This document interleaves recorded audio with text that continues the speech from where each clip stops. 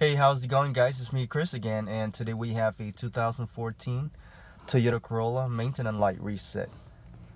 We are going to simply use this button over here and go ahead and turn on your car without starting. As you can see, maintenance requires soon, and you can see right here there's a trip button. There's a trip B. Go ahead and press this button and go find trip A, just like that. Now go ahead and turn off your car. Press this button and hold it, and turn on your car without starting, and you should see that blink.